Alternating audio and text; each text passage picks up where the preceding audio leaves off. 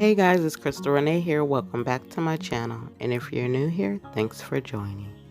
In this video, I'm going to be giving care tips on my Alocasia amazonica poly. If you're interested, stay tuned.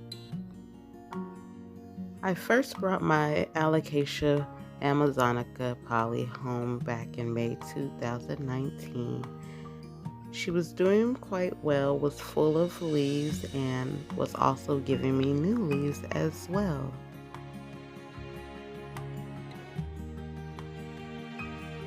She was growing just fine, and it seemed like out of nowhere one day, she looked pretty sad and leaves started to die off.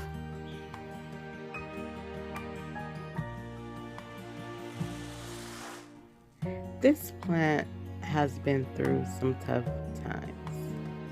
It caught spider mites, lost a lot of its leaves, and I was only able to save 2, but now it has some new growth, so yay. So I started to get the hang of taking care of my amazonica, and by November, 2 leaves went to 5 leaves. Although one of the older leaves were starting to yellow and it eventually fell off. Which brings me to today. Now she has a total of 4 healthy leaves. This Alocasia is a hybrid that comes from Southeast Asia. Sometimes it's referred to as the African mask. This plant is popular for its unique foliage, its deep green leaves and the whitish or light green veins, and its underside is almost a purple green. Now let's talk about the shape of the leaves. The shape of the leaves are almost a wide heart shape or a slim arrowhead shape with thick, slick, glossy, and a waxy texture.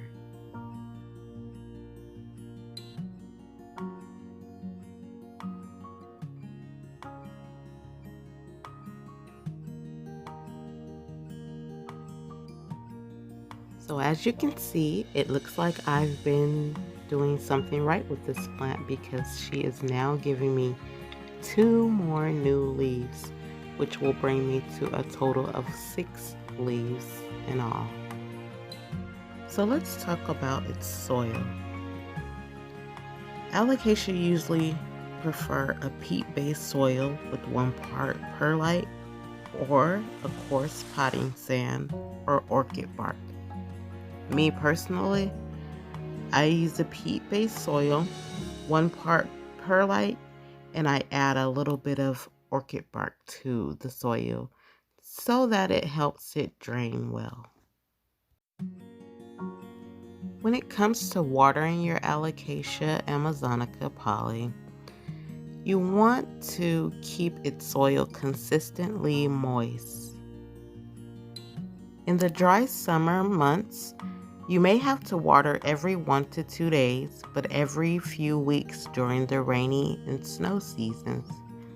But for me, being that I live here in Arizona and it's not too cold here, I typically water once a week.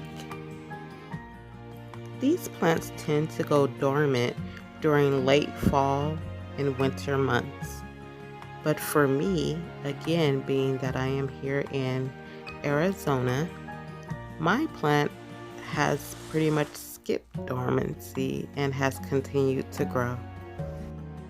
Now, if you're experiencing any yellowing, this could be a few things that's causing this. It's either too wet or too dry, which can cause root rot or stem rot to occur.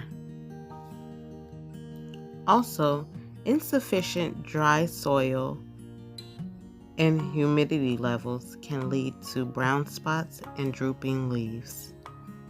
Also keep in mind that this plant likes to be root bound, so don't rush to move your plant to a new home. When it comes to lighting, Alocasia amazonica poly loves bright, indirect sunlight. Stay away from direct sunlight as it can burn the leaves. But you might want to sit this plant close to a window because I think it would prefer that.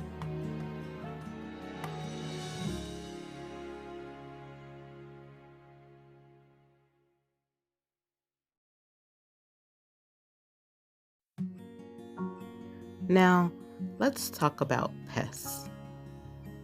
This plant is prone to mealybugs, scale, aphids, and spider mites. To prevent this, you want to spray with warm, soapy water. Mist with just water from time to time, if not daily. Just in case you're already dealing with one of these pest problems, treat your plant with insecticide oils or neem oil. In my case, when I first discovered the spider mites, that was something that I was new to, so I kind of was freaked out. But I quickly removed the plant from its soil and I thoroughly rinsed the whole entire plant.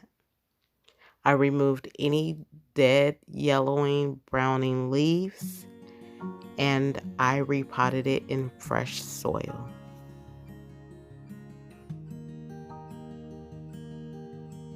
After repotting my plant in fresh soil, I then made up a mixture of warm water, a few drops of soap, and about 1 or 2 teaspoons of alcohol.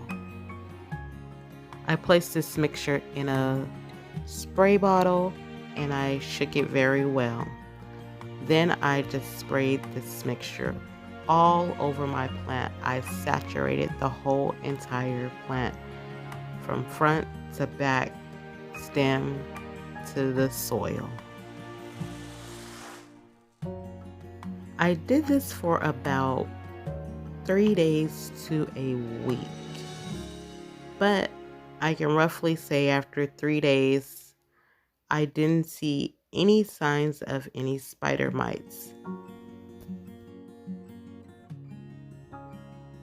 Since then, I've moved my plant to its permanent location, which is in front of my southwest facing window where it gets bright indirect light and it's just loving its place.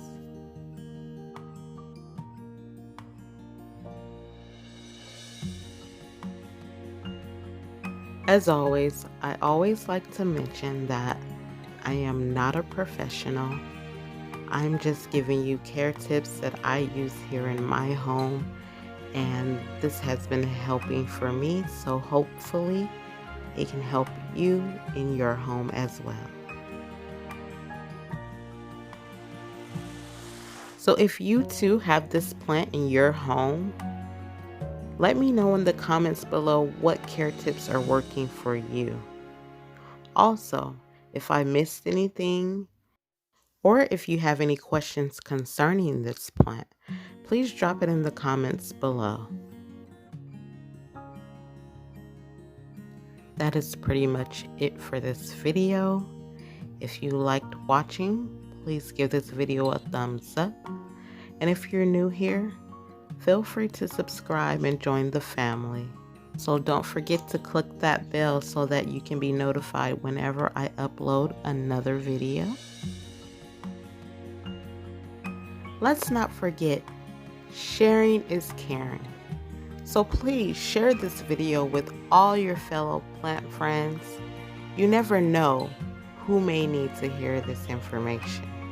I would like to thank you all for watching, because if it wasn't for you, none of this could be possible. So until next time, enjoy peace, spread love, and be blessed. Hey, don't forget to follow me on all my social media platforms. And until next time, Happy growing!